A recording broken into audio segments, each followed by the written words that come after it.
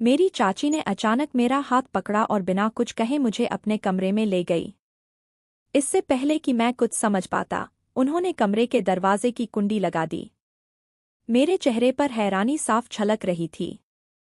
मैंने हल्के से कहा, चाची, ये आप क्या कर रही हो? चाची के होठों पर एक हल्की मुस्कान आई और वह बोली, आज घर में कोई नहीं है। और तुमने तो उस दिन कहा था ना कि जब मौका मिलेगा तो। मैं कुछ बोल नहीं पाया, बस चाची की बातें सुनता रहा। उनकी आंखों में एक अजीब सी चमक थी।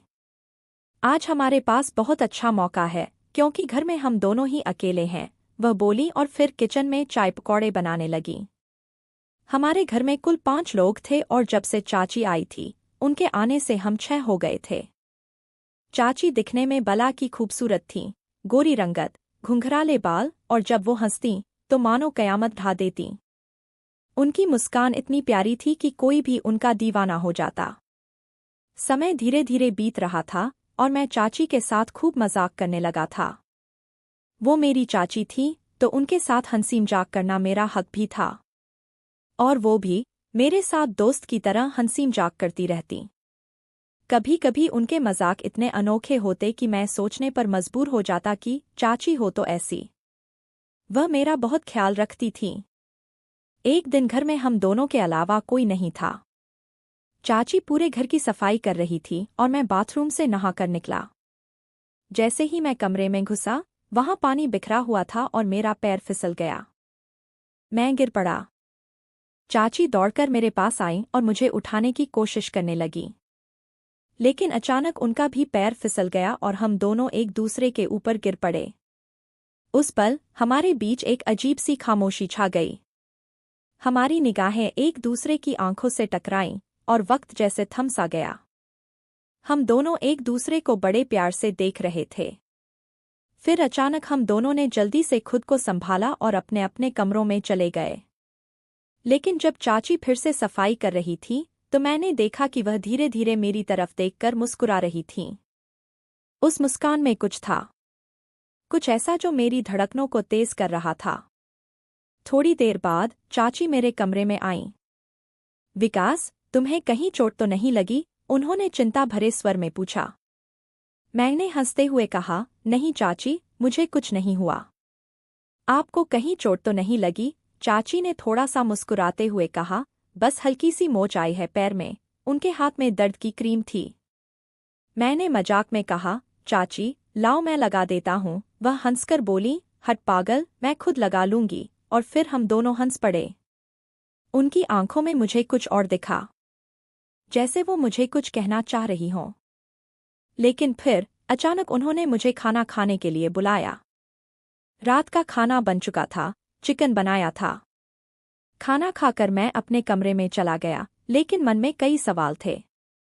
क्या चाची भी वही महसूस कर रही थी जो मैं कर रहा था? समय आगे बढ़ रहा था और चाचा को घर से गए हुए करीब 4 महीने हो चुके थे। चाची के व्यवहार में धीरे धीरे बदलाव आ रहा था।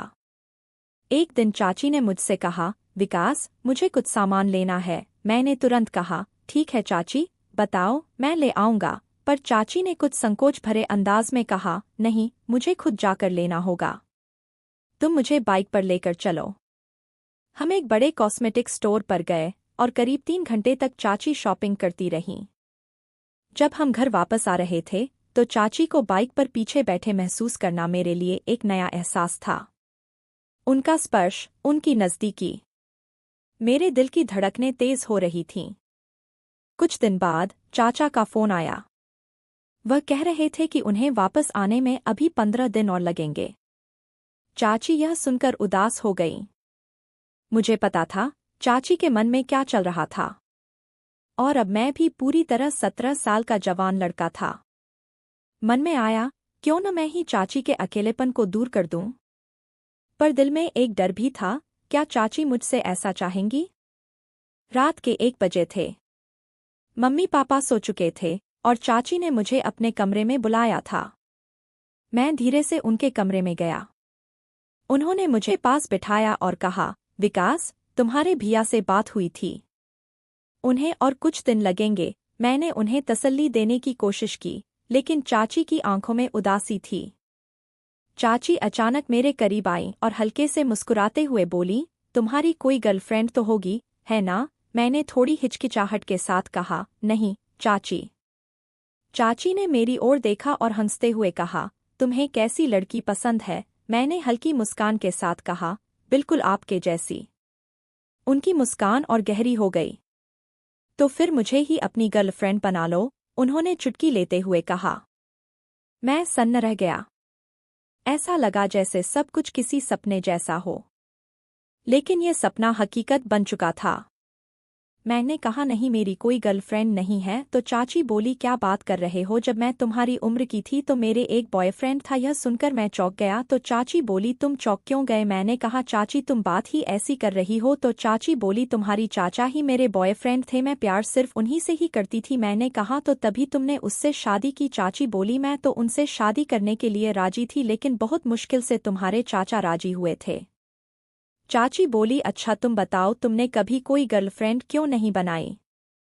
मैंने कहा, चाची मुझे आज तक कोई ऐसी लड़की मिली ही नहीं जिसे देखकर मेरे दिल में घंटी बजी हो। तो चाची बोली, अच्छा तो तुम्हें कैसी लड़की पसंद है? मैंने कहा, बिल्कुल आपके जैसी। यह सुनकर चाची मुस्कुराने लगी और बोली, तो मुझे ही अपनी गर्लफ्रेंड बना लो। यह सुनकर मुझे जरा भी यकीन नहीं हो रहा था कि चाची जो कह रही है वह सच है। मैंने कहा, चाची क्यों झूठ बोल रही हो? चाची बोली, मैं सच कह रही हूँ। यह सुनकर मुझे बड़ी खुशी हुई। मैं तुरंत हाँ कर दिया। चाची बोली, लेकिन एक बात ध्यान रखना, जब तुम्हारे चाचा वापस आ जाएंगे तब तुम मुझसे इतनी बातचीत मत करना, नहीं तो उन्हें हम पर शक हो जाएगा। मैंने कहा, चाची तो क्या हुआ? चाचा को पता चल जाएगा कौन सा हम कुछ गलत काम कर रहे हैं? चाची बोली, वह सब तो ठीक है, लेकिन फिर भी शायद उन्हें कुछ अच्छा ना लगे। उसके बाद हम दोनों नीचे आ गए और अपने अपने कमरे में जाकर सो गए। मैं सोते समय यही सोच रहा था, चाचा के जाने के बाद चाची घर में बोर हो जाती है। अब जब वह मेरी गर्लफ्रेंड बन गई तो इसी बहाने जब तक चाचा वापस नहीं आ जाते वह मेरे साथ खुश रहेगी। उसके बाद मैं सो गया। सुबह जब मैं उठा तो देखा मम्मी पापा कहीं जा रहे थे। मैंने मम्मी पापा से पूछा, मम्मी कहाँ जा रही हो? वह बोली, तुम अपनी चाची के साथ अच्छे से घर पर रहना, हम सब तुम्हारे मौसी के यहाँ लखनऊ जा रहे हैं। वह उन्होंने कुछ कार्यक्रम रखा है, तो हमें वापस आने में 2 दिन लग जाएंगे। उसके बाद मम्मी पापा लखनऊ मौसी के यहाँ चले गए। अब घर में चाची और मैं बिल्कुल अकेले थे। मैं बैठकर टीवी देख रहा था और चाची बाथरूम में नहा रही थी। थोड़ी देर बाद बाहर निकली और अपने कमरे में चली गई। मेरी नज़र बार बार उनकी तरफ जा रही थी। धीरे धीरे शाम हो गई। मैंने कहा, चाची अब तो तुम मेरी गर्लफ्रेंड बन गई हो, तो हम दोनों दोस्त बनकर रह सकते हैं ना? मेरी बात सुनकर चाची मुस्कुराने लगी और बोली, ठीक है, फिर कब सुबह हो गई हमें पता ही नहीं चला। चाची बोली, आज की रात मेरी जिंदगी की सबसे अच्छी रात रहेगी।